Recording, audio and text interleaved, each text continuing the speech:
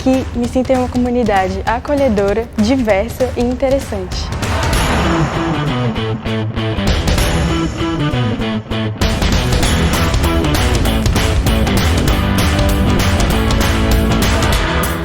Eu gosto muito de sentar com os meus amigos, a gente conversa e compartilha as experiências que a gente teve ao redor do mundo. O que para mim faz diferença é ter professores que são totalmente acessíveis e que me ajudam a encontrar o meu caminho. O diferencial do DP não é só o que acontece dentro da sala de aula, mas as inúmeras atividades extracurriculares que enriquecem o aprendizado.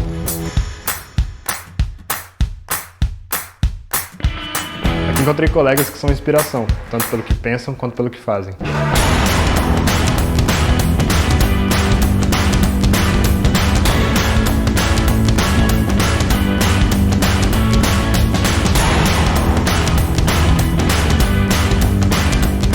Por mais seja um ambiente acadêmico, nós realmente nos importamos com as pessoas e com as aplicações no mundo real.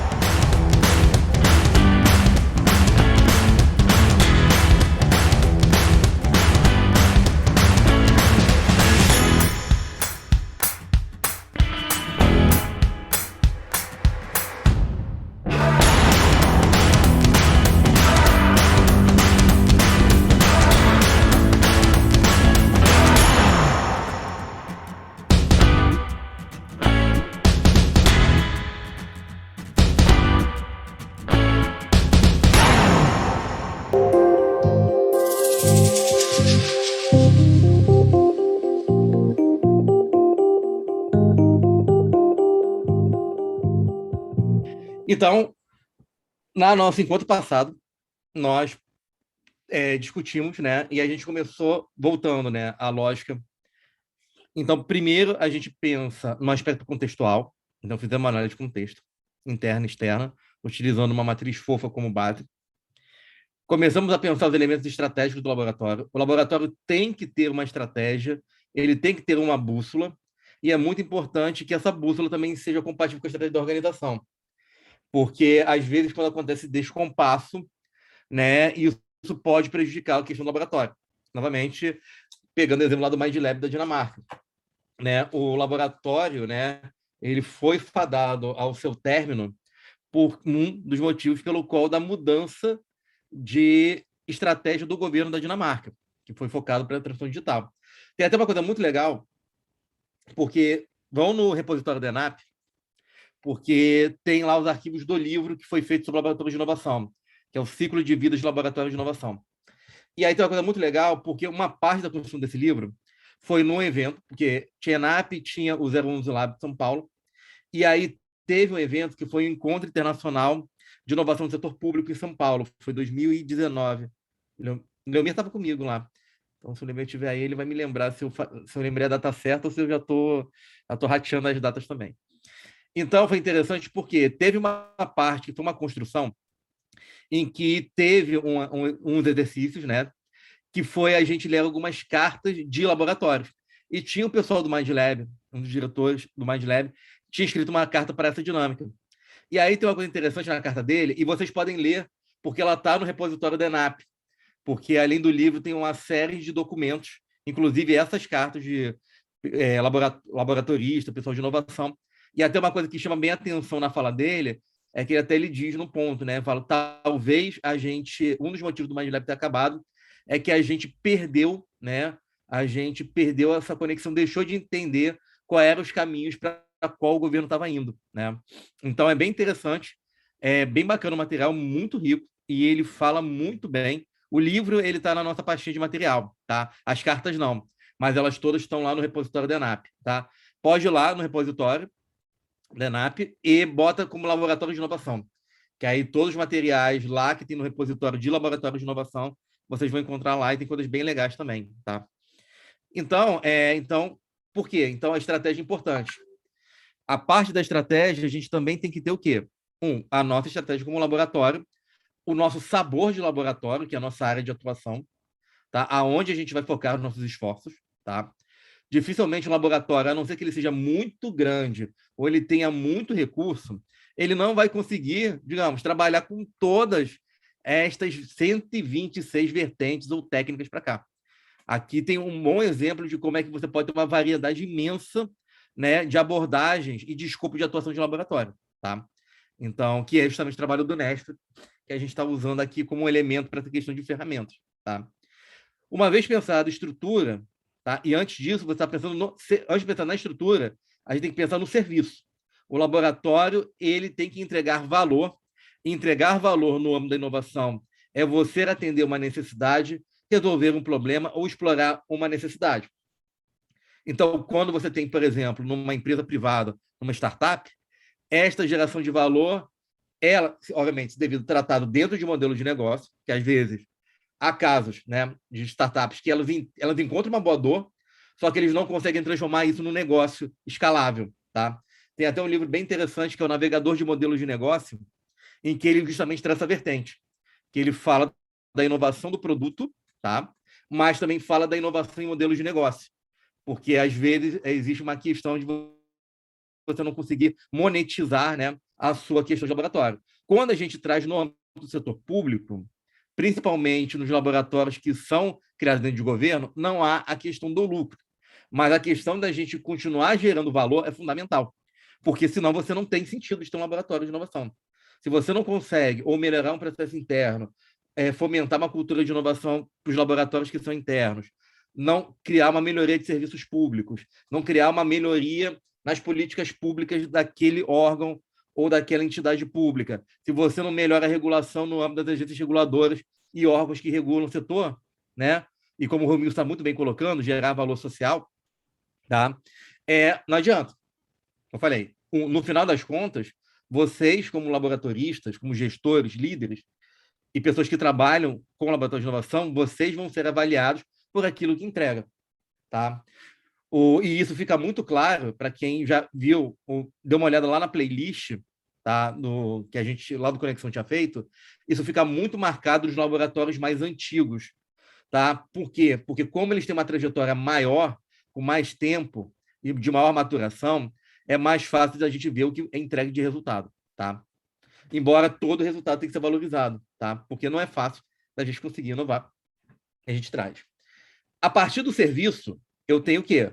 Qual é a estrutura que o laboratório precisa ter para sustentar seus serviços, tá? Então, mais do que pensar numa sala bonitinha. É legal trabalhar? É, como eu falei. Só que a gente tem que pensar o seguinte, o laboratório ele tem que ser funcional. Então, equipamento, ferramentas, tecnologia, espaço, ele tem que ter primeiramente um foco funcional, tá? Para poder atender aquilo que a gente está entregando como laboratório, tá? E aí também tem os papéis da liderança e da equipe, que tem um papel também funcional, que pode estar no regimento interno, as atribuições funcionais, né? Ou competências, mas do aspecto funcional, né? Tanto da liderança quanto da equipe, até para a gente mapear os perfis, independentemente se a gente tem aquele perfil ou não no laboratório.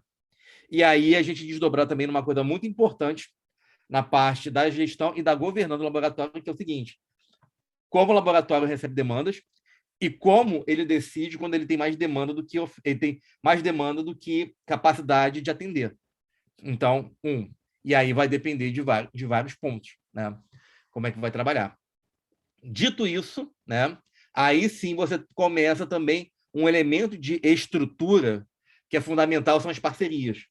Parceria para laboratórios é importantíssimo, porque, é um benchmark que eu tenho, é uma indicação de uma aprendizagem que eu preciso, é um parceiro que vai me ceder um local de trabalho para uma oficina, como foi o caso lá da FNDE, no trabalho lá com a ANEEL, que a gente citou ontem.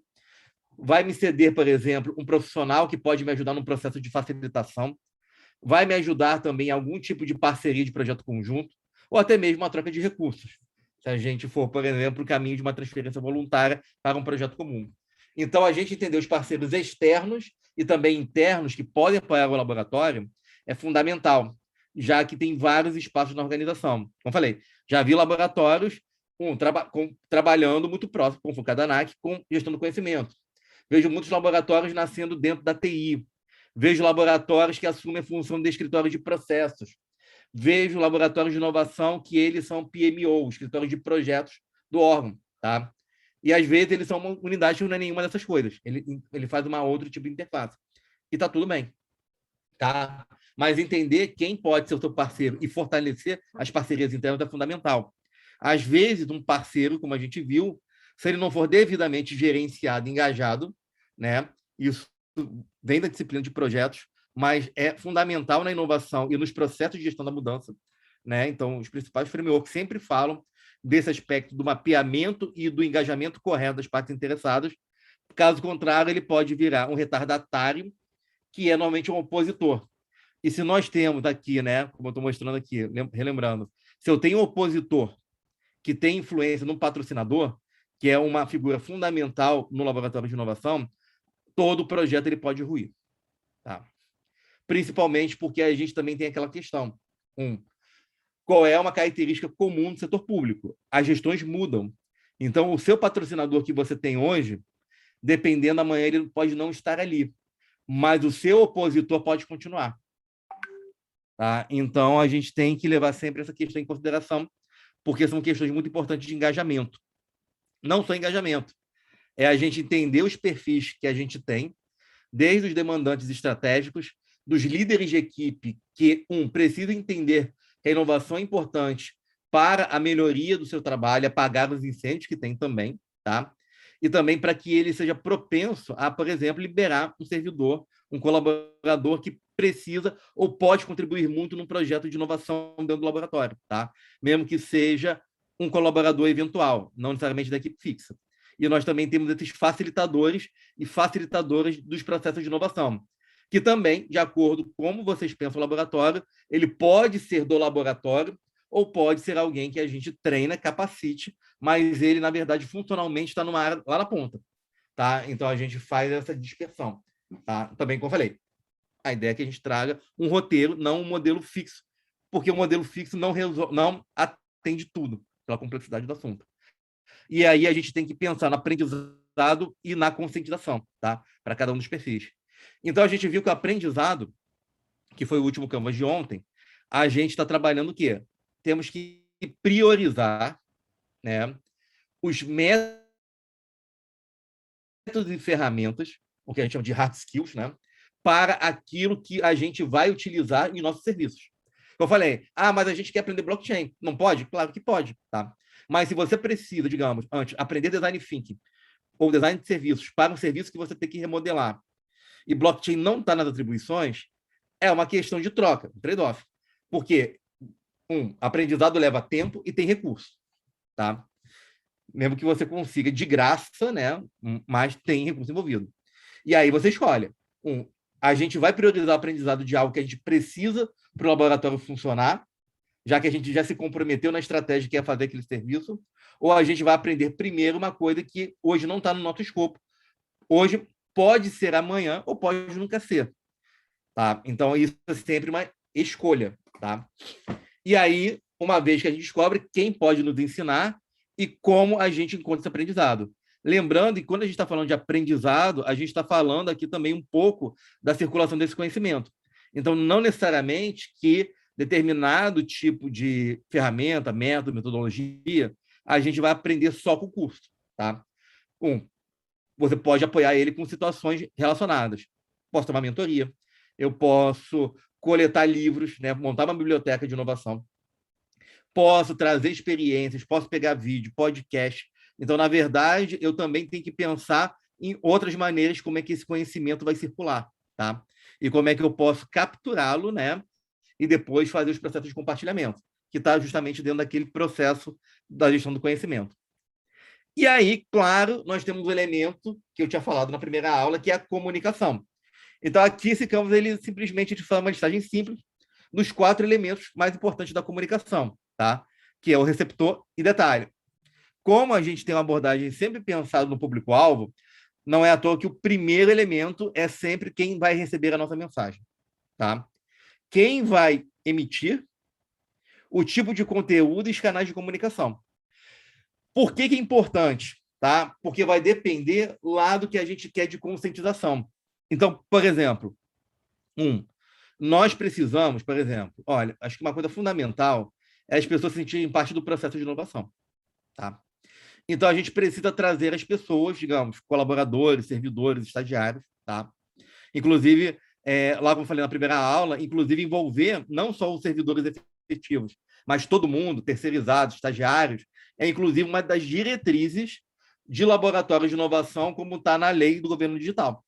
Ou seja, trazer todo mundo. Não é segregar também, é trazer também quem está na comunidade dentro da organização. Tá? Então, é interessante. Qual é o público? Quem é o emissor? O emissor ele faz toda a diferença. Tá? A mensagem e como vai ser o canal de comunicação.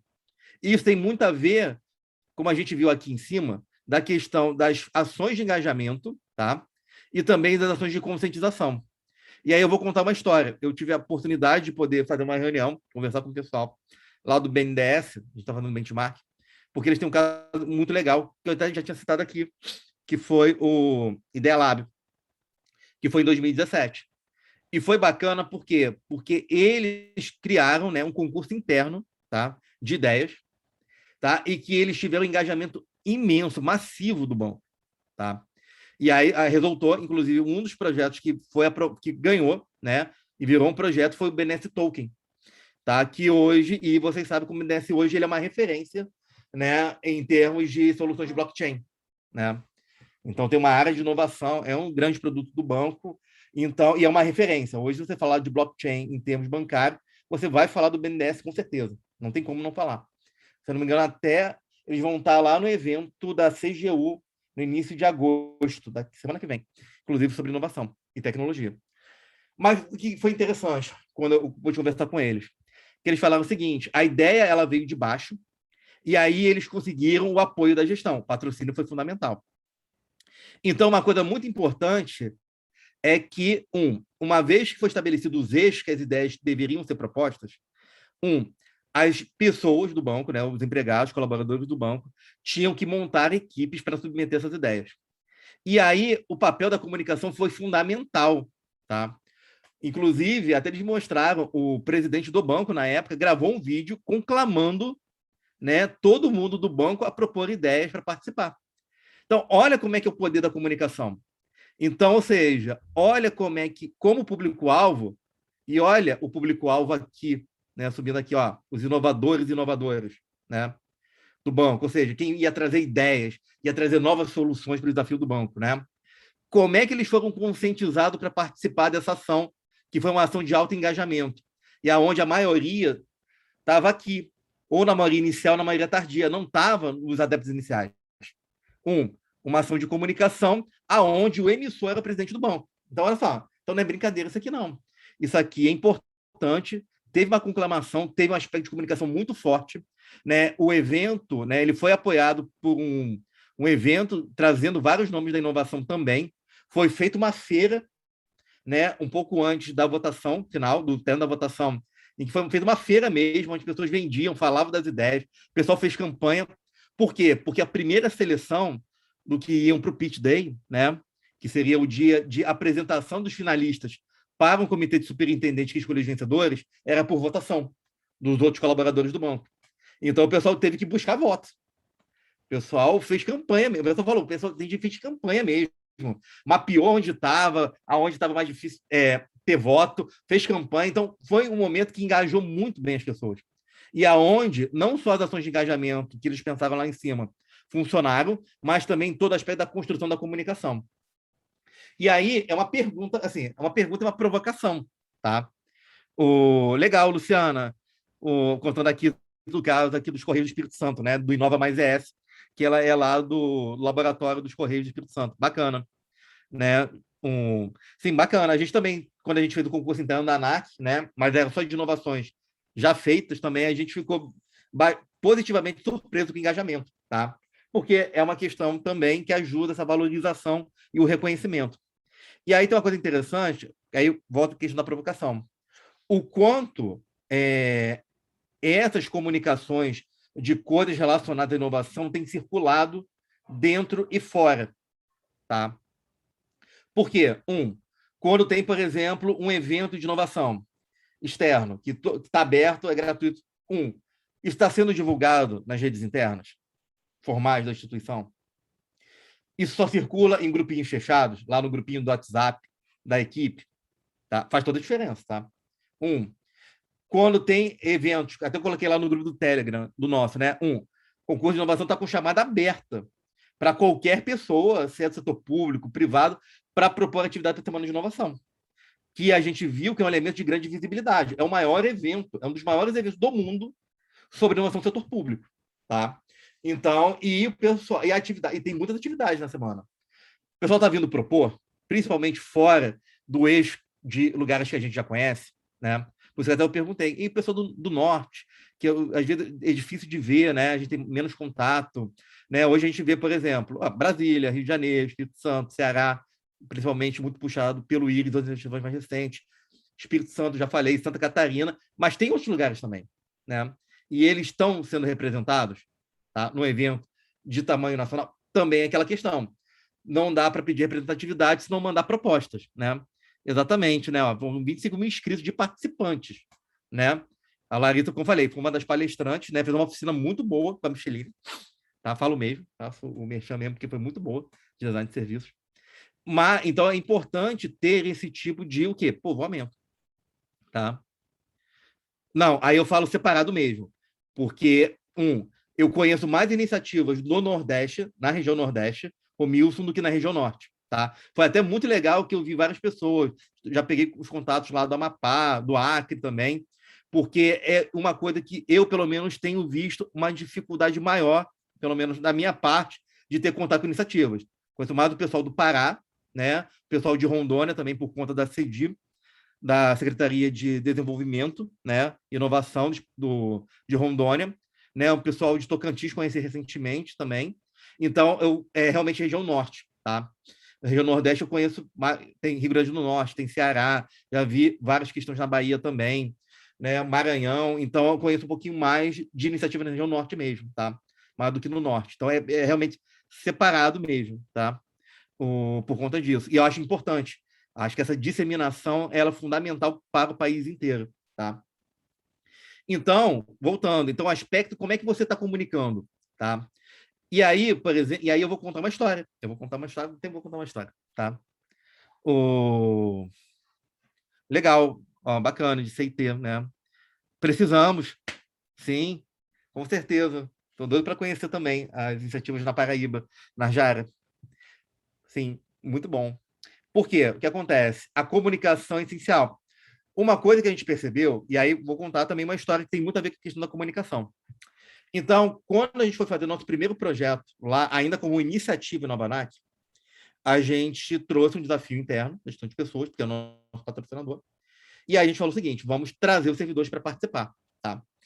E aí o que acontece? Não, vamos fazer oficina de design thinking, mas a gente também caiu naquele erro de ficar encantado com as coisas. Normal. Então, assim, então se a gente tomou contato e gostou, todo mundo vai gostar. Não. As pessoas sequer sabiam o que era design thinking. E foi um erro nosso, tá? A gente não ter preparado uma sensibilização e uma disseminação antes. Erro nosso, tá? Poucos vieram, mas gostaram da experiência. E aí a gente começou a perceber que a gente precisava trazer esses inovadores, estas abordagens para uma sensibilização, tá? E aí uma coisa que a gente fez, claro, também sempre, né, apoiado pela a parte de comunicação nossa, é trazer eventos. E trazer eventos que pudessem trazer o quê? Pessoas especialistas, pessoas para poder fazer, né? Que pessoas, Fernanda, que você está se referindo na organização? Qual o perfil que você está querendo mapear? Pode me falar? Os entusiastas? Aí, aonde você pode encontrar? Quando você justamente faz essas conclamações, tá? Então, tipo, vai ter um evento, quer participar? Aí a pessoa vai lá e se inscreve. Aí você encontra a pessoa, tá? 2, quando você dissemina, a pessoa vai participando e ela está interessada. Ou quando ela bate na sua porta. Gente, vocês falam de inovação? Puxa, eu quero saber mais. Então, é interessante que, normalmente, as pessoas mais entusiastas, o que a gente chama de primeiros adeptos, ou até inovadores, eles têm a tendência de ter uma postura mais ativa, tá? Então, é mais fácil de você identificar os entusiastas, tá? Exatamente, né, Juliana? Então, isso é importante, tá? Para poder trazer essas pessoas. Claro que a gente não deixa as pessoas para trás, e a comunicação é importante. E aí eu vou contar uma história também. E olha que interessante, como é que as coisas elas vão trazendo. Então, uma coisa que a gente começou a perceber da necessidade era a gente promover eventos, tá? Tipo, webinários, palestras. Então, não era pandemia, então era presencial, e a gente transmitia lá para as unidades. Então, era mais fácil de fazer presencial. Pessoas que tinham conhecimento de inovação. E aí, ó, rede de parceria.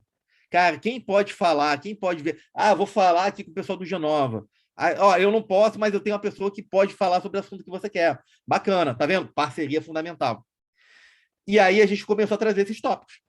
E para quê? Começar a sensibilizar as pessoas da organização. Por quê? Não dá para evitar aquele efeito de que o laboratório de inovação, né, é para o valor do post-it. Inovação na organização, para sair da bolha do laboratório, ela tem que ser disseminada por todo mundo. Um dos eventos que a gente fez foi interessante pelo seguinte: a gente não trabalha com blockchain no laboratório. Como eu falei, a gente tem uma área de TI muito forte, tá? E muito boa, muito competente. E a gente não trabalha com inovação tecnológica no nosso laboratório. Nosso foco é mais interno mesmo. Mas a gente falou o seguinte: puxa, vamos trazer alguém que saiba do assunto. Porque isso aí a gente está falando de 2017, tá? Ainda não tinha essa coisa de estouro do Bitcoin e tal. Ainda era pouco falado. E aí a gente conseguiu, né? Tinha um servidor, né, que estava na laboratório, conseguiu o contato do pessoal do ITS, a gente trouxe. E foi bacana por quê? Porque eles trouxeram uma perspectiva, tá? Que, obviamente, a gente falou com a TI, que até interessou. E depois a gente até não foi pelo laboratório, foi pela área de TI, né? Com uma outra área técnica, tá? Como eu falei, importante que a inovação é da agência, independente se ela é feita dentro ou fora do laboratório. Isso é uma coisa que também a gente tem muito claro para a gente, tá? O importante é que a agência inove. E aí depois até a gente criou, né? E hoje a gente tem o diário de bordo digital, né? Que inclusive um dos elementos, né? Que ajuda é a questão do blockchain, tá? E também a gente também tem um trabalho de referência entre as autoridades de aviação civil do uso do aceite de dados na blockchain para alguns dados de aviação civil, tá? Que foi inclusive apresentado na Organização de Aviação Civil Internacional, tá? Em um dos eventos. E aí a gente trouxe isso para trazer mesmo, para provocar. Só que aí a gente fez uma estratégia. Lembra que a gente falou que as pessoas não sabem o que era design thinking? Muita gente. Então, o que a gente fez? Fez a palestra de manhã. Detalhe, essa ação está lá no escopo de ações do laboratório, tá? Então, a gente colocou eventos de disseminação de conhecimento sobre inovação. Tá no Carta de Serviços. E a gente falou o seguinte: bacana, vamos fazer o seguinte, já que a gente já vai deixar na parte da tarde, né, para fazer uma oficina de demonstração do design thinking para quem não conhece. Bacana. E foi legal pelo seguinte, porque uma das pessoas era um gerente de um projeto da agência, tá, muito importante, e ele, depois que ele participou da oficina, tá, que era só uma demonstração, então era uma coisa bem mais simples, né, então não dá para fazer um DT mesmo no evento, né, mais para uma degustação. Ele falou o seguinte: gostei muito disso, Rodrigo. Eu acho que vai ajudar muito no projeto que eu estou gerenciando. A gente pode conversar? Podemos, com certeza. E aí a gente trouxe uma visibilidade, tá? Para trazer o quê? Levar o design thinking para projetos e até para áreas que, como, por exemplo, no laboratório, ele tinha pouca visibilidade, a gente acabou fazendo isso. Depois trouxe o design sprint, que o pessoal também gostou muito, porque resolveu um problema em outro projeto, e assim a gente foi ganhando tração. Então, esse exemplo eu também gosto muito de falar, porque ele mostra como é que a importância, da gente que é laboratório, a gente também falar para fora, trazer experiências e compartilhar com as pessoas. Se as pessoas não conhecem o que o laboratório faz, não dá para culpar os outros e dizer o seguinte: mas o laboratório aí eu nunca vi fazer nada, tá? E pode estar trabalhando muito vocês. Mas se vocês não fazem, se vocês não transitam, se vocês não disseminam a cultura, as práticas e o conhecimento de inovação para a organização, ninguém vai saber que vocês existem. E aí você cai no problema, que eu sempre falo, que é da hipermetropia institucional. Né? O pessoal trabalha, e aí o pessoal só vê o que o pessoal faz lá fora. Vocês estão vendo aquele laboratório de inovação ali, com design thinking e tal, bacana, né? Falei, é bacana. Inclusive, eles já até vieram aqui conversar com a gente, aprender com a gente. É. Por isso que tem uma coisa que a gente sempre usa, né? Que eu falo o seguinte: é a gente trabalhar em parceria. Então, por exemplo, vamos fazer evento conjunto? Vamos fazer evento conjunto? Vamos. né? Vamos trazer pessoas? A Anvisa, ela fez muito isso. Também foi um evento bem bacana.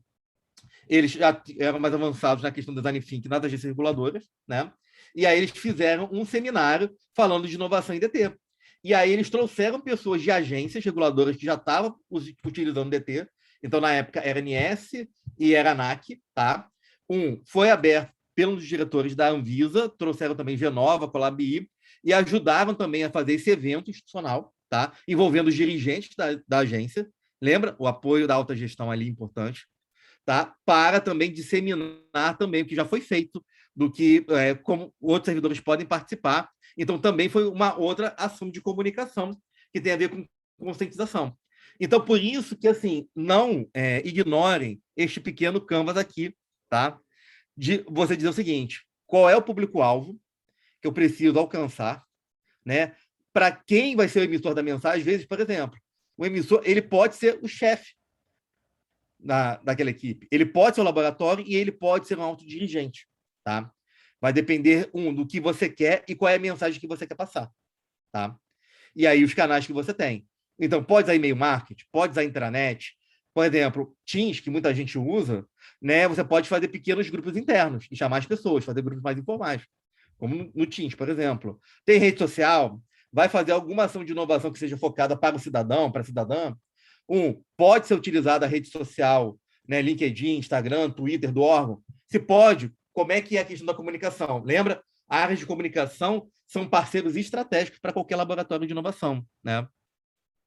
Então, então, como o Romeu está falando, né, precisamos ter organizações micro, mas essencial uma visão mais sistêmica no desenvolvimento nacional. Sim, inovação e desenvolvimento, como fala o Schumpeter. Sim.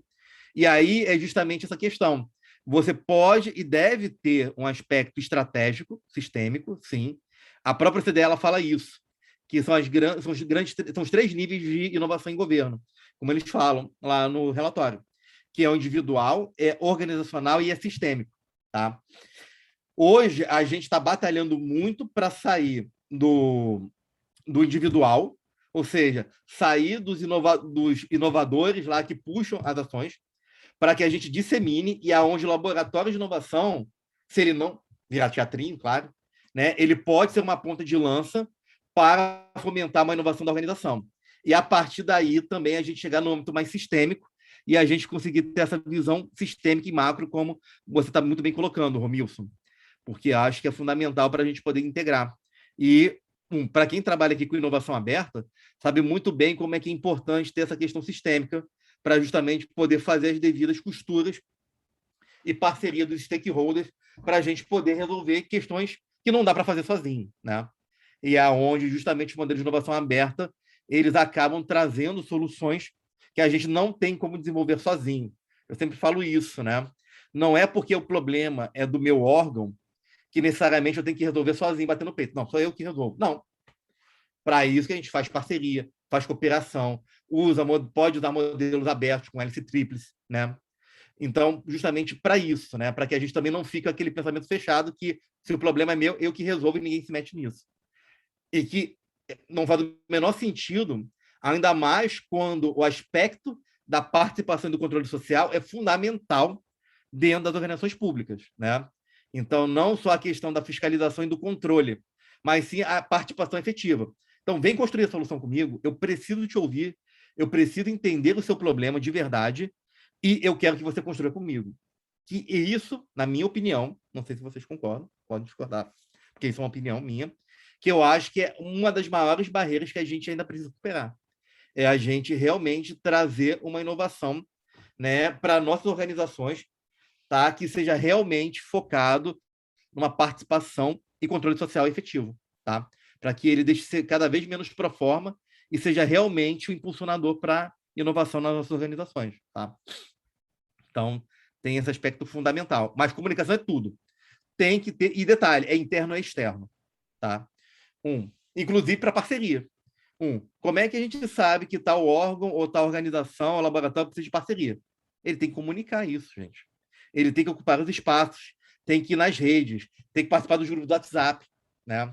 Tem que trocar com as pessoas, tem que ir nos eventos, e tem que chamar a organização para ir nos eventos, tá? Para poder fazer circular as coisas. E aqui tem um outro elemento, né, que é mais para a criação de identidade do laboratório. Tá? Então, tem uma coisa bem interessante, porque o laboratório ele tem que ter uma identidade, identidade estratégica, o meu propósito, os meus comportamentos e as minhas metas e pontos de reconhecimento. Tá? Outra coisa é como o meu laboratório vai para a rua. E aí tem aquela questão de você construir a marca do laboratório. Então, tem umas coisas bem interessantes pelo seguinte. Quando você vê uma determinada marca, né? Então, digamos, você vai ver pegar um exemplo, Ferrari, né? Vamos pegar duas marcas de fabricantes de carro, Ferrari e Tesla, tá? As duas produzem carros, né? São marcas, estão ligadas à questão automobilística, mas elas evocam os mesmos sentimentos e expectativas das pessoas. Quando você fala Tesla e quando você fala Ferrari, ou quando você fala Volkswagen, não, ainda que seja o mesmo segmento. Porque cada uma delas tem uma construção de marca, né, que vai evocar uma série de sentimentos, uma série de expectativas, tá? É o que a gente chama de promessa, isso vem lá do branding, né? Ou seja, da promessa de marca. Então, uma coisa na hora de construir a identidade do laboratório é mais do que pensar no nome bonitinho, tá? Ou uma sigla, né? Sim, é sensacional, né, Carlos? Mas sim pensar, o meu nome, o slogan, uma frase de impacto que evoca isso e um símbolo que seja compatível. E aí é muito legal nesses processos é você pensar primeiro, quais são os sentimentos e valores, aí bota valor mesmo, que é mais abstrato mesmo, que desperta nas pessoas. Eu vou ver que é inovador, é pensado nas pessoas, é empático. O que desperta? O que você quer despertar nas pessoas? Segundo ponto é a promessa do laboratório. O que o nosso laboratório vai prometer para as pessoas? Tá? Porque quando a gente chegar lá, é a Ferrari, eu vou te prometer um carro rápido, confiável e de luxo. Então, eu estou prometendo isso. Então, você tem que criar um produto, um serviço, alguma coisa que comprove que você vai cumprir a sua promessa. Por quê? Porque se você cumpre o que prometeu ao seu usuário, ao seu cliente, ao seu público-alvo, ele vai colar aquele sentimento em você. Então, eu sei que o pessoal é bom, o pessoal é confiável. Por quê? Porque quando eu precisei dessa ajuda e tal, da colaboração, de fato, eles são colaborativos. Um laboratório em que ele tem isso muito forte é o Laboragov, porque os processos deles são colaborativos. O pessoal chama o pessoal de fora para co-criar. Fez carta de serviço, identidade, colaborando. Então, assim, eu posso falar, porque se falar o laboratório que assim, é colaborativo e tem um foco em aberto, Laboragov. Por quê? Porque eu consigo ver, eu já participei de várias ações que, para mim, comprovam que este valor ele é um valor praticado no laboratório. Tá? Um comportamento, né? Um sentimento que vem, tá? Porque cumpre o que promete. E aí tem uma questão muito interessante da criação da identidade, e aí é legal chamar as pessoas, co-criar, fazer isso, é muito legal os processos, né? Por quê? Porque a questão do pertencimento.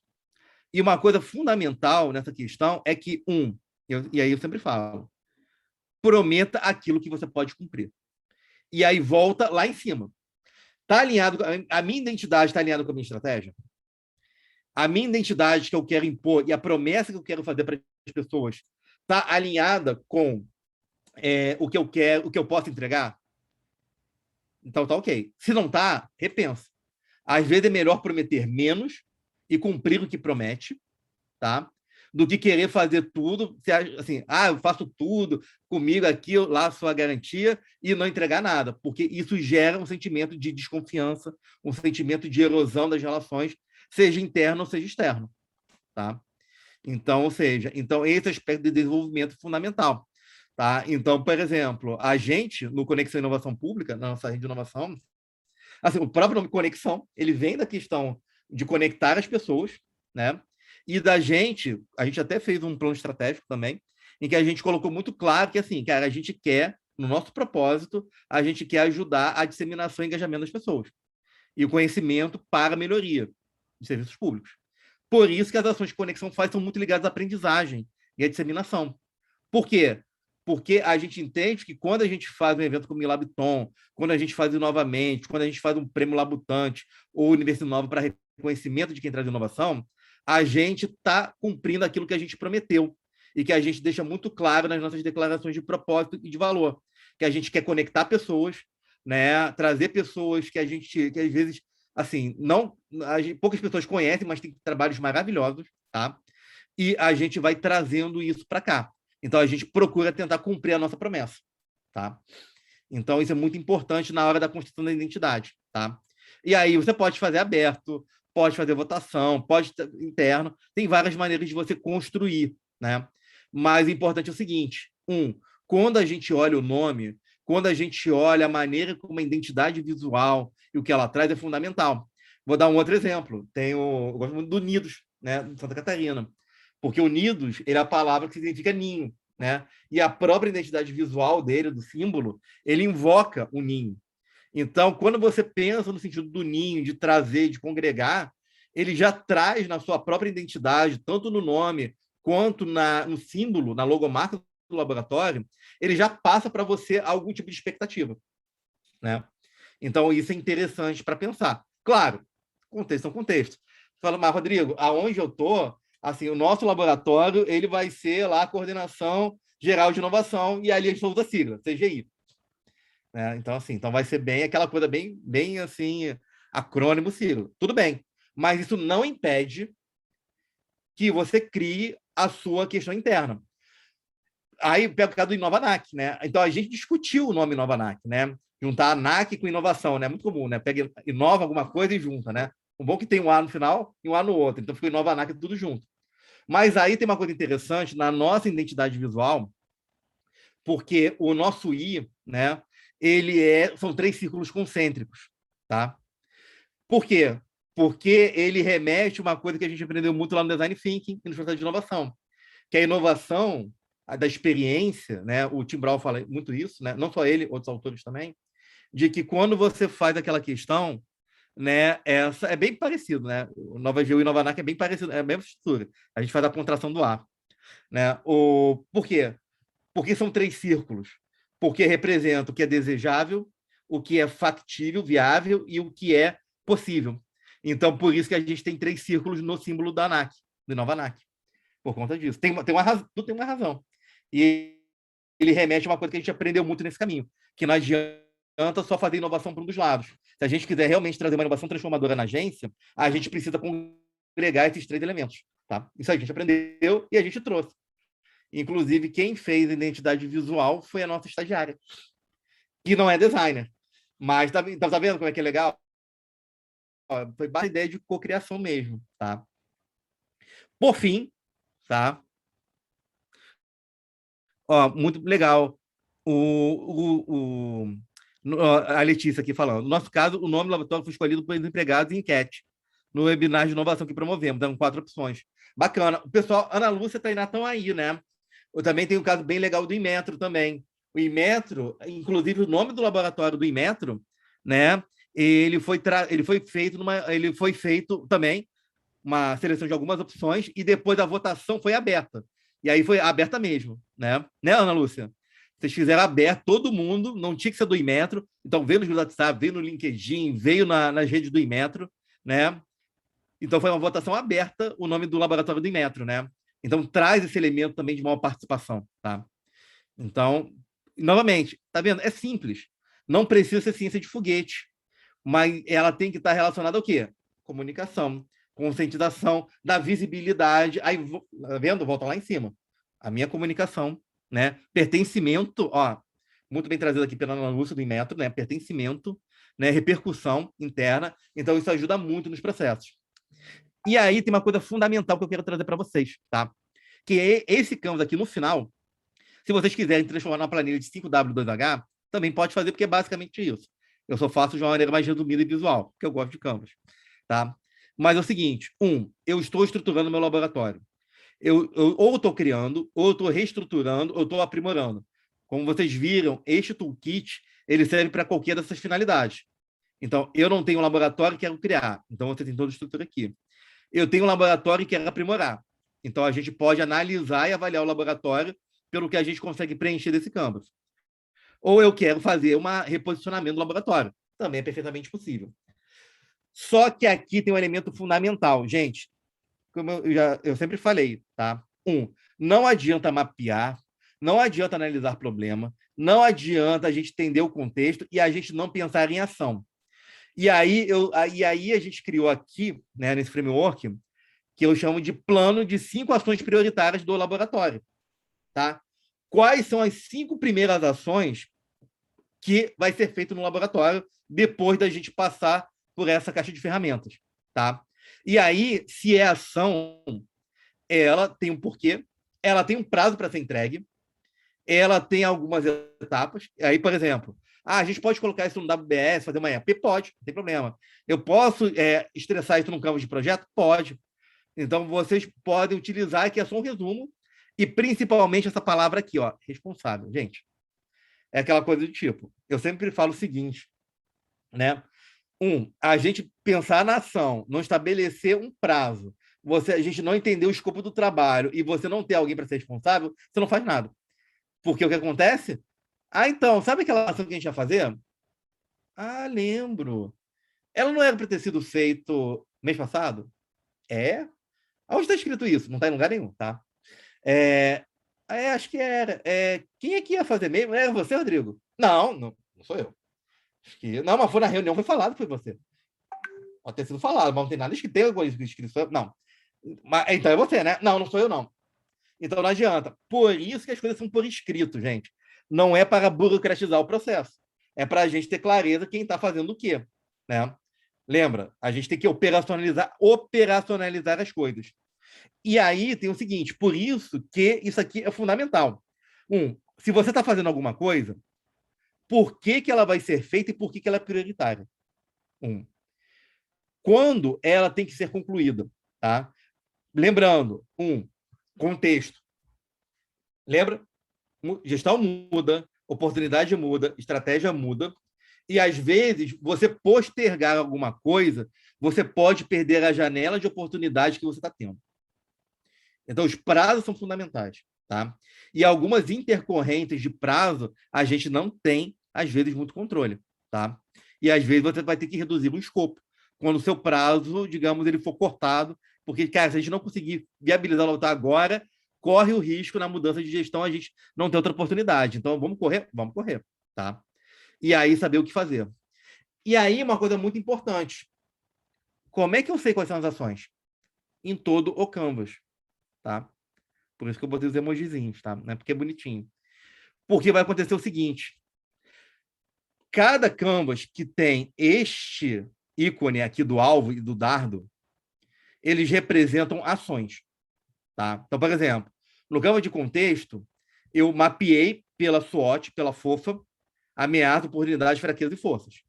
E aí você estimula. Para cada uma, eu tenho que pensar em ações, tá? Quando eu estou falando de... Quando eu estou falando de posicionamento institucional, a posição, ela estabelece vantagens e desvantagens. Tá? E ou explora a vantagem, ou eu mitigo a desvantagem. Tá? Quando eu crio um serviço, esse canvas aqui você resume na seguinte parte lá na ação. Criar o serviço A. Criar o serviço B. Executar pelo menos uma vez, pela primeira vez, o serviço que é, digamos, consultoria para projetos internos, uma ação de comunicação, um prêmio interno de inovação, né? Uma reformulação, uma digitalização de um serviço. Então, o Canvas inteiro, você vai dizer o seguinte: implementar tal projeto. Isso é uma ação. Tá? Então, o Canvas inteiro é uma ação. Tá? Quando a gente está pensando em ações aqui, toda aprendizagem é uma ação. A conscientização é uma ação. O como do engajamento são ações para cada público-alvo. Então, o que a gente está vendo aqui? Ao longo de toda a construção dessa ferramenta, e é proposital, a gente vai criando uma série de ações. Tá?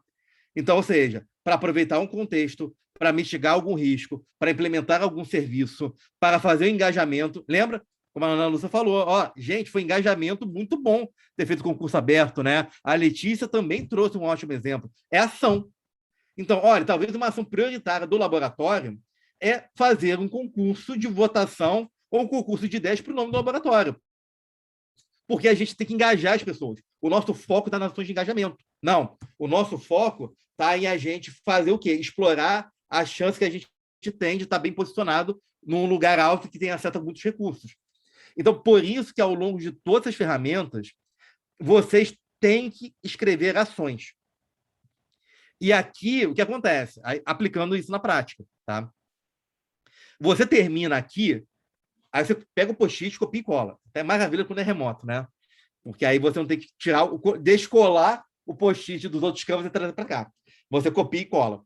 E aí o que acontece? As pessoas naturalmente, aí todo mundo fica aquela coisa, cara, tem muita ação para ser feita, porque sai 20, 30 ações diferentes. É muito legal, porque quando você quebra a lógica do pensamento nesse framework, né, nessa ferramenta, as pessoas vão naturalmente fazendo várias ações diferentes, mas todas elas têm um motivo. E aí a equipe ela tem que selecionar as ações prioritárias, tá? E assim, Rodrigo, por que são 5? Já me perguntaram, por que são 5? É arbitrário, tá? Pode ser uma, pode ser 3, ou pode ser 5, pode ser 10. O que eu vejo? Se a gente está falando de ações prioritárias, tá? Que normalmente tem que ser feitas num prazo curto, tá? A gente faz o seguinte, né? A gente tem que falar o seguinte, não pode ter muita ação. Então, se eu tenho um plano de 10 ações prioritárias, tá, mas são quantas pessoas no laboratório? 2. Né? E o que vocês têm de janela? Um mês. Pô, falei, vocês vão fazer 10 ações prioritárias, né? Então, se é prioritária, tem as não prioritárias também, né? Vocês vão fazer tudo isso? Então, assim, 5 é arbitrário, então pode ser menos, mas eu não recomendo que seja mais, tá? Como eu falei, a palavra é prioridade, né? Então, é aquela coisa, tudo é urgente, nada é, né? Como o pessoal muito bem fala, né? A questão do gerenciamento de portfólio e também de ações. Então, ou seja, então a gente transporta essas ações e discute quais são as prioritárias, tá? Às vezes, como já aconteceu em alguns casos práticos, aplicando com alguns laboratórios que estavam em gestação, era interessante perceber o seguinte, que mais do que assim, institucionalizar o laboratório, tipo, criar uma portaria ou criar, assim, botar no regimento interno, o pessoal começava a perceber muito o seguinte, olha, talvez o primeiro passo que a gente tem que dar é, na verdade, trabalhar melhor o engajamento das pessoas, principalmente engajamento da gestão. Depois, é pensar em ter parceiros. Então, é bem interessante, por quê? Porque, normalmente, a gente fala o seguinte, qual que é o laboratório? É botar plaquinha e inaugurar. Beleza. E aí, o que acontece? A gente acaba caindo naquela questão do laboratório vir antes daquilo que tem que fazer. É que nem aquela coisa do tipo, né? Fazendo analogia. É como você falar o seguinte, vamos criar uma escola? Vamos. Inaugura a escola aí. Não. Então, faz o prédio, bota as carteiras, pinta a escola, e aí vem aquela pergunta. Pô, legal, foi uma escola muito bonita. Mas vai ser escola de quê? Educação infantil? Séries iniciais de ensino fundamental? Séries finais? Ensino médio? Curso técnico? Universidade? Então, a gente não sabe. Mas a gente já tem o prédio. A gente só não sabe o que a gente vai ter nele. Né? Então, assim, para evitar esse efeito, que acontece em muitos laboratórios de inovação, em que o laboratório vem antes daquilo que ele do que ele vai fazer, é que é interessante essa construção e essa parte para a gente poder trabalhar. Tá? Então, ou seja, estratégia, desdobramento em serviços, e aí pensar a estrutura para alocar os serviços que a gente quer. Estabelecer quais são as ações prioritárias. Novamente, parece simples, mas eu já vi muita bateção de cabeça, tá? Então, o que a gente faz primeiro que é necessário? Então, e aí essa reflexão é importante, porque no final isso aqui vai virar, e aí, novamente, é um Canvas mais resumido, você pode fazer direto, ou você pode pegar isso aqui, bota no ciclo W2H, né? Ou coloca num Canvas de projeto, ou numa ferramenta de projetos, ou bota num Trello, e aí você pode depois fazer o quê? O detalhamento desse plano. Mas ele tem que estar visível para todo mundo. Até na hora de vender. Tudo bem. Ok, vocês querem fazer uma nota de inovação? Legal. Quanto vai custar? O que vai ter nele? O que a gente vai fazer? Qual é o prazo de implementação? Está tudo aqui. Está tudo aqui e está lá nos campos anteriores. Tá? Por isso que, e aí isso aqui é a última ferramenta, tá? É justamente esse elemento para a gente poder trabalhar e a gente poder fazer um roteiro de estruturação de laboratórios. Tá? Novamente, aqui ele vai caber qualquer tipo de laboratório, porque não é receita de bolo. Isso aqui é um roteiro com várias perguntas críticas. E uma questão bem interessante, mesmo para quem tem laboratório, é o seguinte, tá? Que é o ponto. Você no laboratório que você já tem, você consegue preencher isso aqui? Você consegue responder todas as perguntas no que você já tem? Se você conseguir responder, elas forem coerentes, legal. Isso significa que aqui tem uma boa maturidade do seu laboratório, tá? Seja em estratégia, seja em estrutura, seja em serviços, seja em aprendizado, seja em comunicação, que são os 5 elementos, tá? Então, é aquela questão, tá? Mas, se você tiver alguma lacuna, pensa, por que a gente está com dificuldade de preencher isso aqui? O que está faltando? O que a gente tem que refletir? Então, isso aqui, ele também tem uma função secundária, essas ferramentas, da gente também fazer uma ferramenta de avaliação. Porque os pontos principais da maturidade do laboratório, elas vão estar contempladas aqui, né? Então, ou seja, identificar a parte interessadas, quem é o patrocinador, como é que é o contexto, se está favorável ou não, quem está trabalhando no laboratório, qual é o perfil desejado que a gente não tem, qual a aprendizagem que a gente tem, já fez ou precisa fazer. Então, eles congregam isso completamente, tá? Letícia, nós chegamos às 4 opções de nomes para o laboratório para escutar as sugestões do nome dados pelos entusiastas e promover uma votação entre eles. Bem bacana. Ó, que legal. Aproveitou e com certeza, né? Quer dizer, certeza é difícil de falar, mas eu posso inferir, né? Ou pelo menos, se eu fosse um desses entusiastas, eu me sentiria muito feliz, né, de poder sugerir um nome para o laboratório de vocês, tá? Ainda mais uma pessoa que, digamos, foi uma das primeiras a entrar no barco, né? Então, particularmente, acredito, né? E confirma ou não, depois, Letícia, mas o pessoal deve ter sentido muito feliz, né, de poder participar desse momento, né? Então, bacana. Tá, Ingrid, critérios de priorização de ações irão depender da organização? Sim. Poderia dar os exemplos de alguns critérios? Posso, tá? Então, vamos lá, depende do contexto, tá? Depende da organização. E aí, o próprio Viper, que a gente vai ter a oficina amanhã, tá? Ele vai um pouquinho nessa linha, porque ele estabelece alguns critérios, tá? Porque ele tem aquelas questões de critério de tempo, de prioridade, o critério de precedência, o critério de complexidade, o critério de valor, tá? Então, por quê? Porque, olha só, dependendo do seguinte, olha, o gestor, o diretor, o dirigente, ele quer inaugurar o laboratório de inovação. E ele vai, digamos, é certo que ele fica até o final do ano. E a gente está em julho. Tempo, ele vira um critério prioritário. Então, ações mais rápidas, ou que têm que ter prioridade de entrega, na precedência, então elas passam para frente. Não, a gente tem tempo. Talvez a gente devesse focar em uma coisa que dê mais valor. Ou seja, vamos tentar implementar um serviço de impacto. Então, o serviço ele vai primeiro, porque a gente pegou o critério do valor e colocou na frente. Tá? Então, ou seja, é multicritério. Tá? Então, tem sim, Valéria. Se não me engano, ainda tem vaga sim. Tá? O link lá tá lá no nosso Telegram. Tá? Para inscrição. Vai até agora, a inscrição vai até 10 horas, que aí eu vou mandar o e-mail final para todos os inscritos, tá? Que vai ser 9 da manhã, tá? Então é o seguinte, mas você pode ter várias criterizações, tá? Como eu falo. Então você pode, por exemplo, tem uma coisa muito interessante que é o seguinte, tá? Não chega a ser o caso de laboratório, mas pode ser em decorrência de algumas coisas. Então, por exemplo, o setor público tem muito isso. Teve uma lei, né? E ela estabelece um prazo para determinada implementação, tá? O tangível e intangível, né? Que é aquela questão do valor percebido. Por isso que o valor também está muito relacionado, e gostei muito da pergunta, Ingrid, né? Porque é aquela questão, ele tem que ser percebido pelo seu público-alvo, tá? Então, por quê? Porque fala, então a pessoa vai comprar isso aqui, ela vai se sentir satisfeita. E, às vezes, o boca a boca de estar satisfeito ajuda. Tá vendo? A gente já está coletando elogio, a gente está coletando vários elementos de propaganda boca a boca, o que a gente chama, né, daquele merchan orgânico, né? A pessoa naturalmente vai fazendo marketing para você, sem você pedir, né? Então, olha que legal, laboratório, participei, estou muito feliz de ter selecionado. Então, é aquele boca a boca que ajuda, às vezes, a disseminar. Então, isso pode ser um critério, sim, tá? Da satisfação do seu cliente, tá? Então, tem uma questão muito importante, porque vai depender. Por exemplo, às vezes, eu falo o seguinte, olha, vai virar a chave de uma lei e a gente tem que fazer uma implementação. Puxa, talvez isso seja um serviço que a gente possa implementar no laboratório.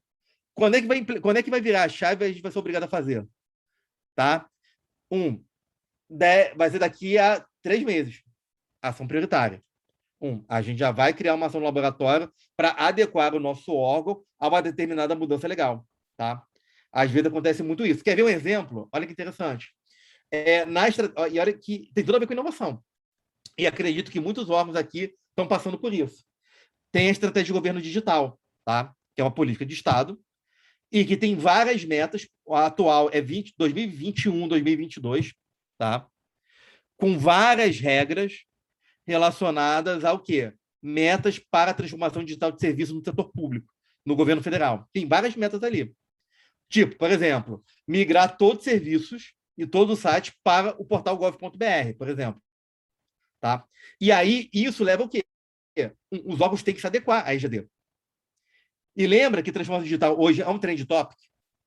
É um tópico em que está mobilizando áreas de inovação, áreas de TI e laboratórios de inovação?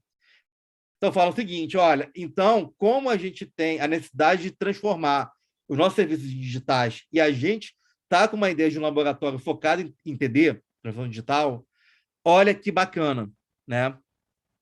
A gente pode chegar e, né, a gente colocar isso como prioridade. Tá vendo? Já vai entregando valor.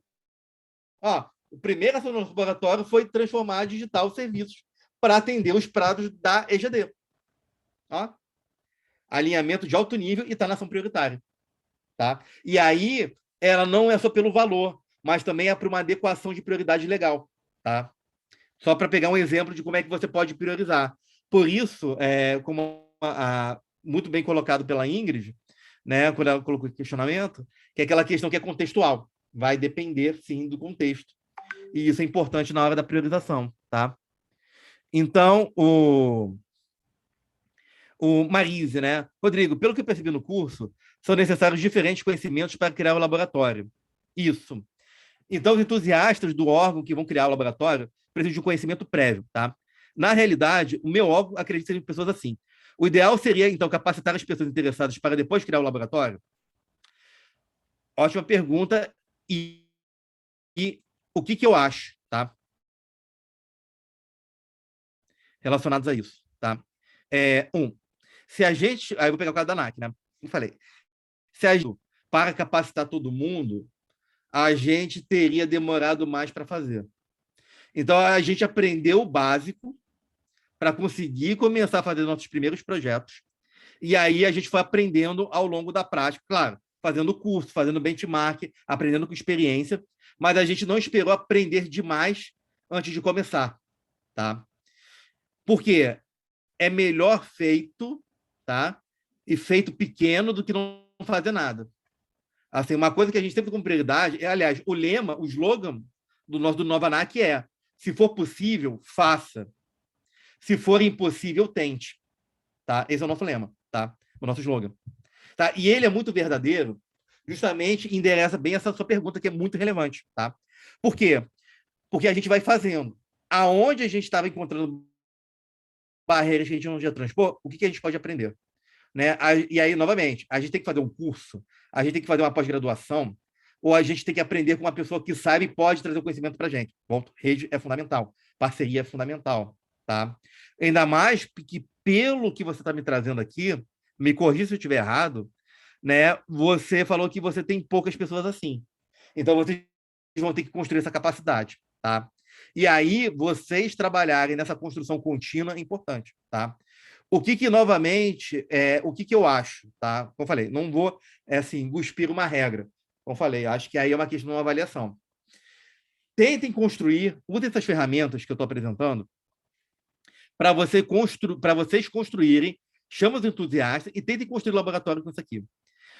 Até experiências do próprio Labton, embora a gente não utilizou o Toolkit como uma ferramenta, quem participou sabe disso. Estava no material, a versão anterior do Toolkit, mas a gente não obrigou ninguém a usar. Até porque a gente queria deixar as pessoas mais livres. A gente não queria amarrar vocês, tá? Tem coisas boas e coisas ruins, que a gente pegou no feedback, por conta disso. Né? Então, talvez, se a gente tiver o Labton 2, talvez a gente use mais o Toolkit, use mais alguma coisa, gente. Tem vários feedbacks bem legais sobre isso, tá? Mas, enfim, voltando para cá.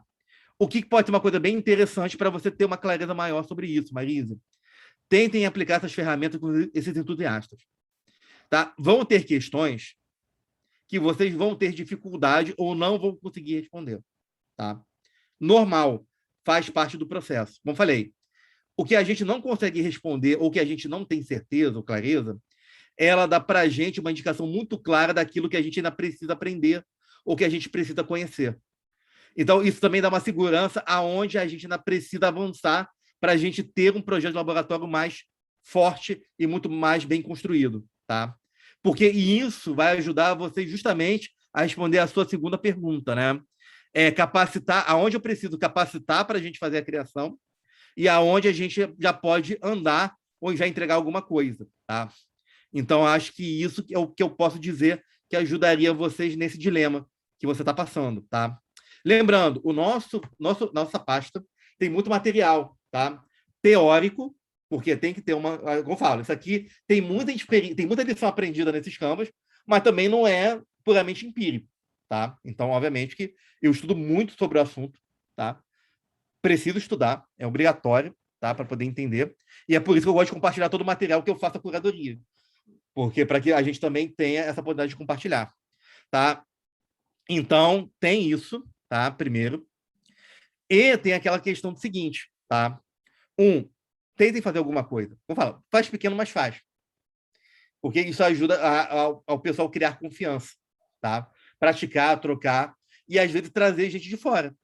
Então, puxa, tem muita gente boa aqui, cara, no curso. Excelente. Puxa, posso conversar? A Larissa, Ingrid, né, Romilson, tá? A gente pode conversar, pode trocar, Ailton, podemos. Porque é legal que a gente vai criando também sentimento de comunidade e vai aumentando essa questão do conhecimento para quem ainda está precisando, tá? E aí a gente vai criando e co-criando para a gente poder preencher essas lacunas, tá? Então, nesse sentido, é o que eu posso, digamos, orientar, né? Não gosto da palavra orientar, né? Mas o que eu posso trocar com você sobre isso, Marisa, tá? É normal, a gente não vai ter resposta para tudo, tá? E tá tudo bem, porque faz parte da construção. Entender o que a gente precisa também faz parte do aprendizado, tá? E eu te falo com toda sinceridade, tá? Tem gente que tem laboratório e, assim, e talvez esteja... Eu já vi gente com laboratório, não nessa turma, tá?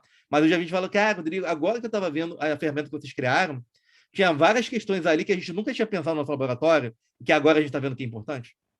Que é normal, tá? E o laboratório da Ativos, operando com serviços, né? Já fazendo alguma coisa, e fala, cara, tem várias coisas ali que agora a gente não estava vendo e a gente está vendo que era importante e a gente deixou passar. Normal. A gente constrói junto. Isso que é bacana, tá? Então, é o que eu colocaria aqui para você, tá?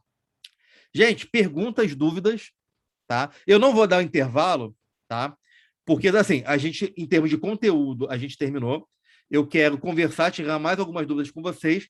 Como eu falei, depois de 4 dias seguidos, com aula à noite, já quinta-feira também, se a gente conseguir, né? A gente termina um pouquinho antes também, tá? Sem prejuízo ao conteúdo do curso, tá? Mas justamente para a gente poder fazer esse apanhado, tá? Tem uma outra coisa importante que eu queria trazer, tá? Que é o seguinte, o pessoal fala muito o seguinte, né? Vamos trazer uma coisa... a gente precisa de mais fundamento teórico, né? Então, para pensar. Legal, acho bacana, tá? Por isso que eu deixo a bibliografia para vocês mesmos. Até o Túlio já até botou de novo a pasta com material. Então, e detalhe, tem ferramenta, tem caso, né? Hoje não, acho que hoje eu não consigo. Mas amanhã eu acho que eu vou colocar... Saiu finalmente o último volume dos livros do Laboratório de Governo do Chile. Então, quem souber espanhol, leia o do Outro Ângulo, porque são muito bom material. Tá? Esse último, então, tá maravilhoso, porque ele vai falar da rede de inovadores públicos do Chile. Então, vai falar de rede de inovação de servidores. Então, estou doido para ler também. Então, vou ler primeiro e depois eu compartilho. Eu falo, adoro. Tá? Então, assim, adoro esses materiais. Então, o que acontece? Tá? Isso mesmo. Muito bem. É muito bom. Tá? Tem 4 livros, esse é o 4º livro, né? Então, muito legal, Tatiane. Muito obrigado por compartilhar, porque é muito bom. O material é muito bom. Eu gosto muito do Laboratório de Governo do Chile. Este material muito bom, tem na pasta e vão no site. E sempre que tiver oportunidade de ter alguma palestra, para quem não tem dificuldade com o idioma, vejam, porque é bem legal. Eu gosto muito do trabalho do Laboratório de Governo do México. Do México, não, do Chile, tá? Só pegando uma referência estrangeira aqui, que eu gosto muito, e é próxima da gente, tá? Então, gente, o que vocês têm de dúvidas, perguntas?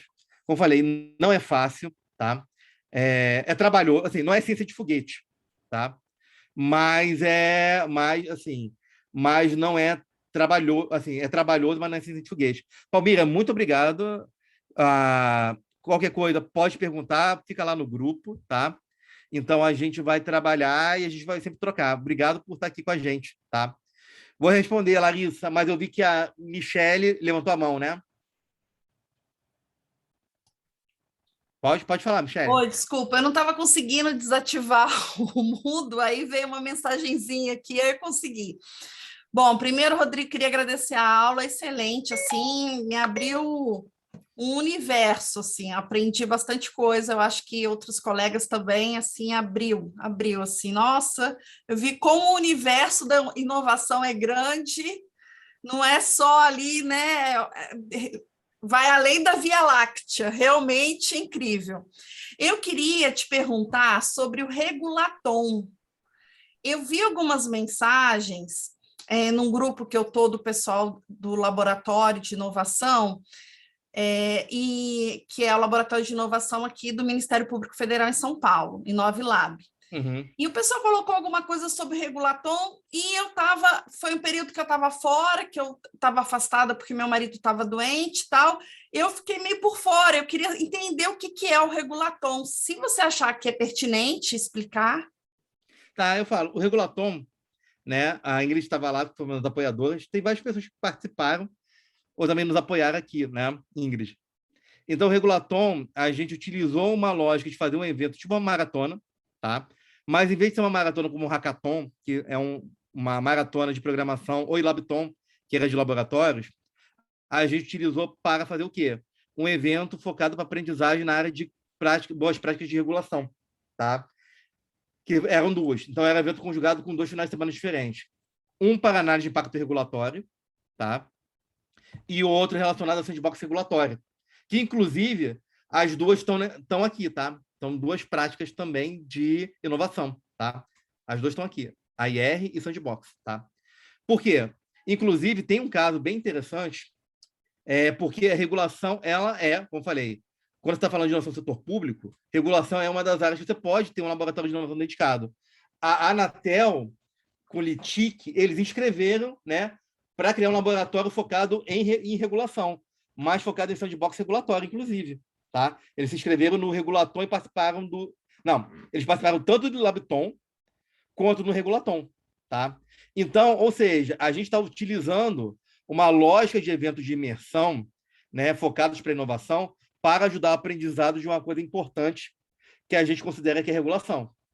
Tá? Então, esse foi o sentido do Regulatom. E a gente também aproveitou, né? E a gente, hoje mesmo, até publiquei, hoje na rede do Conexão, os toolkit, um toolkit para a criação de editais de sandbox regulatória e um toolkit baseado no guia de AIR da CEAI, que foi publicado agora em abril, a nova versão, para a análise de impacto regulatório. Tá? Então, isso foi bem focado mesmo para disseminar essas boas práticas de regulação, tá? Nessa forma de evento. Michele. Tá? Perfeito. Vamos lá. Ingrid, que eu vi, Palmíria, Larissa, né? E a Ingrid também parece que colocou aqui na onda da Larissa, né? Avaliar o nível de maturidade ambiente? Sim, tá? É importante, Ingrid. E sobre medir maturidade da inovação. O que acontece? Tem várias maneiras de você medir isso, tá? Mas aí tem uma questão interessante, tá? Tem vários elementos de medição de inovação, tá? Que eles são muito focados para o setor privado, tá? Porque aí vai medir, por exemplo, coisas como quantidade de patentes, questão do rendimento que você cria com o novo produto, serviço. E, obviamente, você não vai conseguir medir isso num laboratório, até numa empresa pública, talvez você consiga medir alguma coisa. Mas, para um órgão público de governo, você não vai conseguir fazer isso, tá? Então, mas tem algumas métricas para isso de maturidade, tá? A gente até utilizou na ANAC, quando a gente fez a primeira avaliação, a gente usou uma que era a escala GP, que foi uma métrica que eles tinham de avaliação de maturidade, tá? E, curiosamente, eu vou até compartilhar no Telegram, essa semana, tá, eu descobri um artigo que era justamente o modelo de instrumento para avaliação de cultura de inovação, que foi um trabalho de uma pesquisadora. Se eu não me engano, até publicava lá no grupo de inovação na prática, né, Ingrid? É. Ó, então, mas daí eu mando lá no nosso grupo do Telegram também, que é bem bacana, porque aí foi feito todo o trabalho, levantamento, tem uma validação devidamente pautada, científica, com modelo matemático, para avaliar o peso de cada questão do instrumento. Então é bem bacana, eu vou compartilhar, tá? Então pode ser uma métrica interessante para vocês, tá? Então, a gente tem uma coisa muito mais simples, tá? Que é o que a gente chama de índice de comportamento de inovação, que a gente tem uma ferramentazinha para fazer isso, também a gente compartilha lá no Telegram, mas ele é feito mais para fazer uma avaliação mais simples. Tem um outro modelo, que é do Hall e do Entenbrau, que eles publicaram um trabalho lá na revista do MIT de inovação, em que eles têm um modelo de cultura de inovação, e tem instrumento para isso, perdão, que eles chamam de building blocks. Tá? Então, eles trabalham com 6... Aí, por isso que é building block, porque são 6 blocos de montar, tá? Que eles são referentes a determinados elementos da inovação. Então, liderança, pessoas, estratégia, processos e prêmio. Não é prêmio, é uma coisa que tem a ver com a visibilidade. E eu também vou mandar o material lá para vocês também, tá? Porque é bem legal também. Eles têm até um modelo, até um instrumento que vocês podem aplicar, tá? Então, dá para fazer. Valdo, Rodrigo, como vai ser disponibilizado esses Canvas? Já está na pasta. Então, na pasta que o Túlio mandou, no Conex Lab, no Bitly, tem uma pastinha só do material do curso. Inclusive, esses Canvas em PDF. Na plataforma do IDP, principalmente para quem não pôde assistir ao vivo, todo esse material também já está lá. Então, vai ficar as aulas gravadas na plataforma do IDP e também vai ficar esse material também, tá? Em PDF. Tá? O link desse Miro eu já coloquei lá no nosso grupo do Telegram. Tá? Então, dá para pegar lá. Tá? Inclusive, ele é copiável. Tá? Então, ele já está configurável. Então, assim, para copiar, vocês precisam ter uma conta, vocês têm que entrar nesse board com a sua conta do Miro, para vocês verem a opção de duplicate lá em cima, e aí vocês conseguem copiar e colar todo esse board lá. Então, vocês podem já ter uma ferramenta online também, tá? Então, eu deixei essas duas disponibilidades, tanto para presencial, tanto para remoto, para vocês, tá? Então, bacana. Ótimo, que bom. Depois me conta da aplicação de vocês lá na Assembleia Legislativa, por favor, Valdo, tá? Para a gente poder trabalhar, tá? Vamos lá, Patrícia, você pode explicar novamente em que momento a gente utiliza essas caixinhas com fundo preto? Sim, tá? Então, essas cartinhas com fundo preto, né? Elas são referentes a... Deixa eu abrir aqui, tá vendo? Agora aproximou. Cada uma delas, ela representa uma ferramenta, um método ou uma técnica utilizada para inovação. Então, ele tem uma curadoria que foi feita pelo Nesta e depois eu também acrescentei mais algumas coisas, tá? Então, o que ajuda? Tá? Aqui, se você baixar a versão em PDF, você pode abrir esse link para um link que eu fiz uma curadoria também, para pegar mais informações de cada método. Então, quando você cria o seu serviço, quando você vai escolhendo as suas ferramentas, você pega aqui. Então, olha que interessante. Eu acho que, para a nossa questão de projetos, a gente deveria utilizar o Design Sprint. Eu acho que é um método que ajuda com prototipagem. Então, eu pego o caixinho do Design Sprint, então, por exemplo, aqui, e aí eu arrasto para o meu campo de aprendizagem. Olha que bacana. Então, olha, a gente vai aprender Design Sprint. Poxa, como é que eu posso aprender Design Sprint? Tem o livro do Sprint, escrito pelo Jack Knapp, né? Tem instituições que dão cursos, tem lugares que tem playlist. Então, tem o site do Sprint oficial que fala do método. Então, você depois vai pegando os métodos aqui, tá? E aí a gente vai trazendo para cá, para saber como aprende. Então, para cada produto, para cada serviço do laboratório, vocês vão avaliar e escolher quais são os métodos que vocês acham mais pertinentes. Tá bom, Patrícia? E aí vocês podem avaliar para ajudar nessa questão desse aprendizado, tá? Legal. Vou mandar sim, Larissa. Tá? Vou mandar esse material para vocês, tá? Do que eu tenho, tá? Medição de cultura, Então, Vamos lá, Ailton, qual é a sua opinião a respeito de oferta de cursos de nível superior de pós-graduação voltados para a inovação? Olha, eu acho ótimo. Assim, eu sempre falo que o nível superior, né, pós-graduação, ele é um celeiro importante para a questão de pós-graduação, tá? Pós-graduação não, perdão, para inovação, seja nível de graduação ou pós-graduação, tá? Eu acho que tem uma questão muito importante, porque é uma coisa que é muito cara, e vocês podem ter visto, vocês devem ter visto ou percebido isso aqui, que a gestão da inovação é um aspecto muito importante, tá? E isso tem vários elementos de várias áreas de interface, tá? Então, você vai trazer elementos. Então, tem muita construção que vai vir do design, vai vir da administração, vai vir de aspectos, por exemplo, de aspectos econômicos. Então, você vai ter, na verdade, o aspecto da gestão da inovação, ela é multidisciplinar, tá? Bons cursos que trazem a questão da inovação, elas têm que ter um perfil multidisciplinar justamente por isso, tá?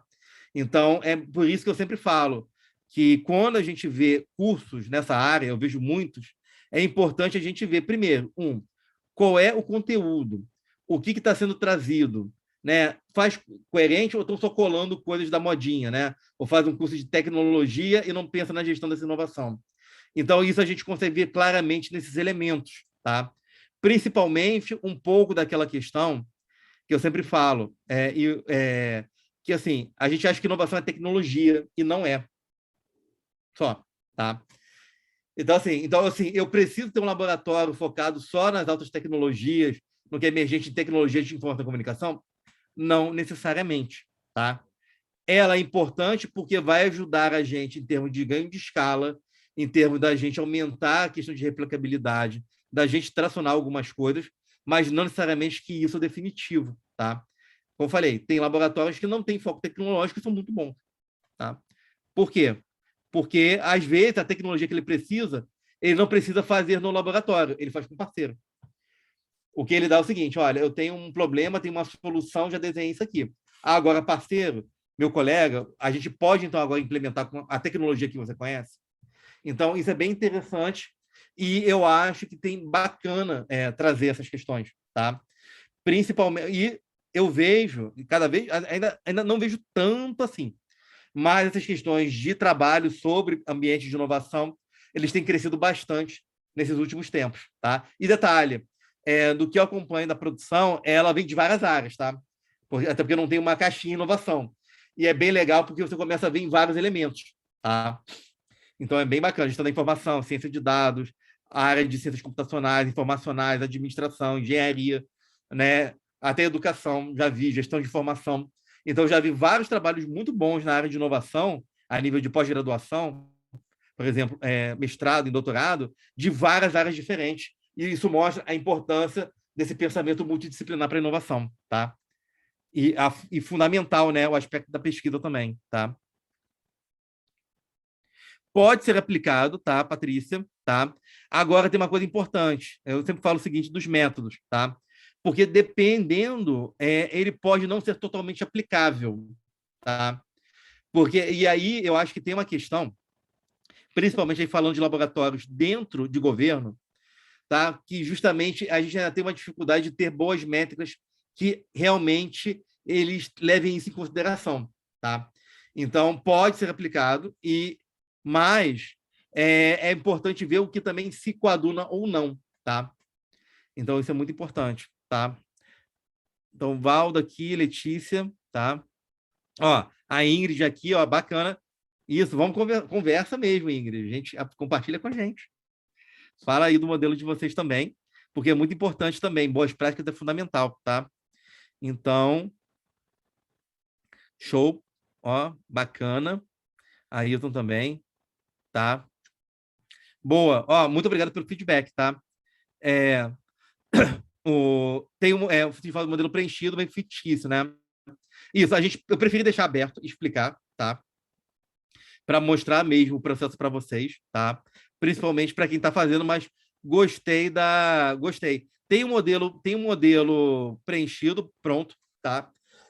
Como a Sandra colocou, tá? Mas eu gostei, tá? Também disso. Talvez eu faça outro só preenchido para vocês verem.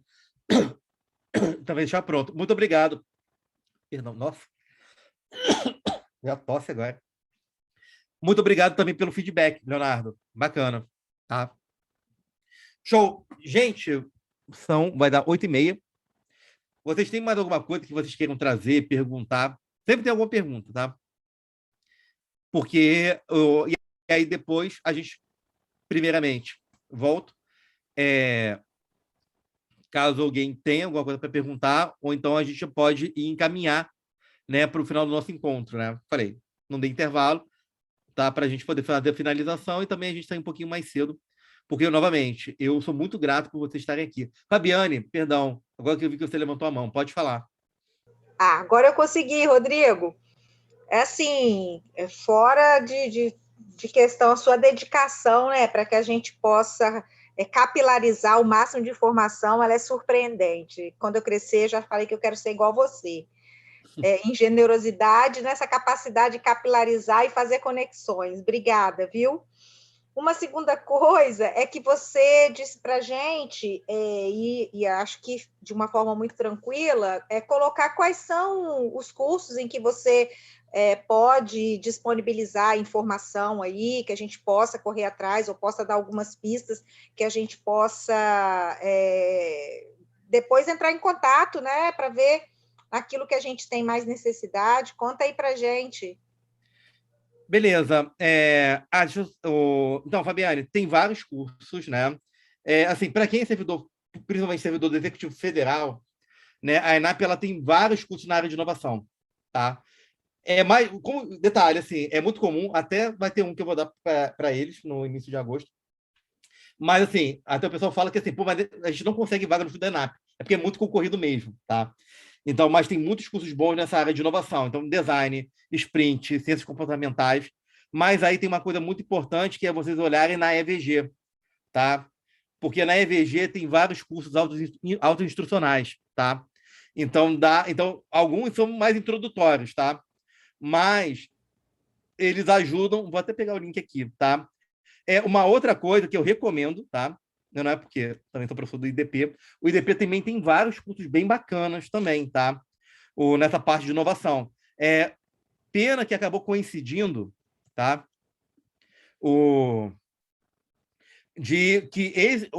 Nessa semana, mas na verdade ele vai até semana que vem, um curso de ciência de dados para o setor público, que é até um dos professores, é o professor Claudio Omar, que é o coordenador aqui da pós-graduação de administração, aqui do IDP.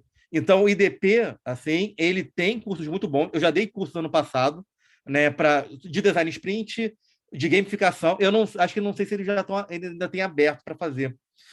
Aí não sei se está no arquivo, tá? Aí, boa pergunta. Não sei, Túlio, os cursos anteriores eles ficam arquivados e podem ser feitos ou não? Podem sim. Se eu não me engano, podem sim. Aí eu vou verificar com a Camila e eu peço para ela responder isso amanhã para vocês também, tá bom? Mas eu acredito que vocês podem entrar nos cursos anteriores e todos os materiais estão lá gravados, sim. Ótimo. Porque ano passado eu fiz 2. Muita gente aqui participou dos cursos lá no ano passado. Uhum. Tá? De gamificação e de design sprint também, tá? Então o IDP tem muita coisa boa também. Botei o link da EVG aqui também, tá? E tem várias questões aí. Também uma coisa muito legal, por exemplo, para quem é de órgão público, ou de escolas de governo, que pode também trabalhar, assim, às vezes vários eventos e tal, também pode organizar. Então, muita gente tem usado live, tem usado webinários também, que é mais fácil de organizar, tá? E o laboratório pode fazer isso também, para poder fazer isso aqui, tá? Então, bem bacana. Professor Hélio, por favor, o senhor está com a mão levantada, é muito bom encontrar com o senhor aqui, professor Hélio. Não conseguiu abrir seu áudio, professor? Estão me ouvindo? Sim, professor. Agora sim. Então, você comentando, né, Rodrigo, primeiro, parabéns, né, pelo curso, estou seguindo aí desde segunda-feira.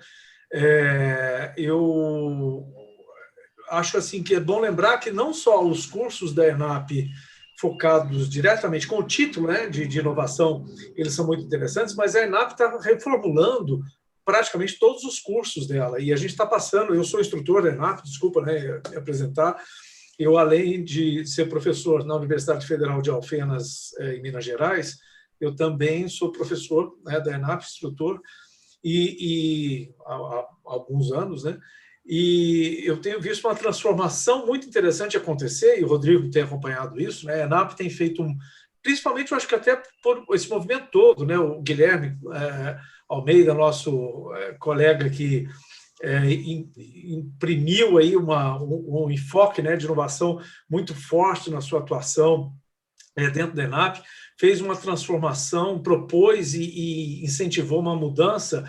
Então, muitos dos cursos da ENAP tradicionais, eles se reformularam, né? Eu, por exemplo, leciono um curso chamado de gestão de processo com foco em inovação, que no passado ele era só gestão de processo, agora a gente tem um enfoque mais aproximado com essas ideias todas, inclusive com o uso de Canvas, com o uso de ferramentas colaborativas, com participação. Também tem na linha de projetos, né? Por exemplo, tem os cursos lá Transformando Ideias em Projetos, que é basicamente você usar todas essas ideias, né, que a gente usa em laboratórios de inovação, e essas ferramentas, né, todas que o Rodrigo, né, passou para todos nós aqui. A gente tem aplicado muito isso nos cursos da ENAP em geral. Então, não só nos cursos específicos, né, para a área de laboratório de inovação, mas para caso, né, quem esteja interessado na instrumentalização e aprender ferramentas, a ENAP tem mudado muito, né, e com o Genova, com a rede NovaGov, né, a gente tem feito muita coisa interessante, e isso, mesmo que você tenha feito um curso de gestão de processos lá no passado, ou de gestão de projetos no passado, faça novamente, porque há muita novidade, né, na nossa atuação mesmo na ENAP. Eu acho que isso é algo que tem que ser, né, levado em consideração, porque muitas vezes as pessoas falam, eu já fiz esse curso, não preciso fazer de novo. Não é nem sempre a questão do curso, mas a maneira como a gente lida com ele. E em matéria de laboratórios, né, Rodrigo, o Rodrigo falou sobre vários laboratórios aí que eu já visitei e conheço, né, interajo com vários deles, aqui no Brasil, fora também. A gente tem uma questão, né? Eu, por exemplo, eu visitei vários laboratórios no Brasil, fora, converso com todo mundo e tal, e aí eu criei um laboratório aqui na minha instituição, na minha universidade, né? E, no final das contas, o que aconteceu? Era o laboratório do eu sozinho, era eu com muita vontade de fazer as coisas funcionarem. Então, acho que a minha contribuição final, né, para fechar isso tudo você não consegue, você pode aprender tudo, ler tudo, acompanhar tudo. Se você não tiver aí o grupo, né, se você não tiver as pessoas participando, o laboratório do eu sozinho não vai a lugar nenhum, porque você não conseguiu juntar ou engajar as pessoas para levar isso para atingir o objetivo mesmo, né? E isso acho que é algo que o Rodrigo falou aí ao longo da semana toda. É grupo, é equipe, é missão que todo mundo conhece, que todo mundo tá envolvido nela, senão realmente você faz um esforço, né, solitário e que não atinge, não realiza o impacto que você imaginava que ia realizar.